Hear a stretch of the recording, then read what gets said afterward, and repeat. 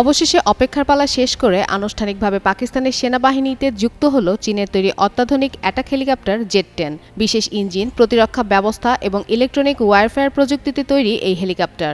গত এক সপ্তাহ ধরে দেশটির সামাজিক যোগাযোগ মাধ্যমে ছড়িয়ে পড়ে বেশ কিছু ছবি ও ভিডিও, যেখানে পাকিস্তান আর্মি এভিয়েশন কর্পসকে এই হেলিকপ্টারগুলো মাঠ পর্যায়ে ব্যবহার শুরু করতে দেখা যায়। শনিবার মুলতান গ্যারিসনে পাকিস্তানের সেনাবাহিনীর প্রধান ফিল্ড মার্শাল আসিম মুনির এই হেলিকপ্টারগুলোর আনুষ্ঠানিকভাবে উদ্বোধন করে বলে জানায় পাকিস্তানের সংবাদ মাধ্যম দি এক্সপ্রেস ট্রিবিউন। যদিও জুলাই মাসে কয়েকটি প্রতিবেদনে দাবি করা হয় পাকিস্তান 40টি জেট-10 অ্যাটাক হেলিকপ্টার সংগ্রহ করছে, তবে এসবের সরবরাহের সময়সূচি প্রকাশ করা হয়নি।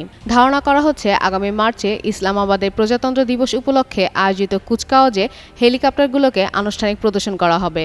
এদিকে সামরিক বিশ্লেষকদের মতে এই সংযোজন পাকিস্তানের আকাশ প্রতিরক্ষা ও যুদ্ধ ক্ষমতায় বড় ধরনের উন্নয়ন এবং দক্ষিণ এশিয়ার কৌশলগত ভারসাম্যে নতুন মাত্রা যোগ করবে। পাকিস্তান এতদিন ধরে মার্কিন নির্মিত AH-1F কোবরা এবং রুশ তৈরি সীমিত সংখ্যক Mi-35 হিটস হেলিকপ্টার ব্যবহার করে আসছিল, কিন্তু আধুনিক যুদ্ধক্ষেত্রে এই প্ল্যাটফর্মগুলোকে এখন অপ্রতুল বলে মনে করা হচ্ছে। জেট-10 হেলিকপ্টার সংযোজনের মধ্য দিয়ে পাকিস্তান এক যুগান্তকারী প্রযুক্তিগত পরিবর্তনের দিকে এগিয়েছে।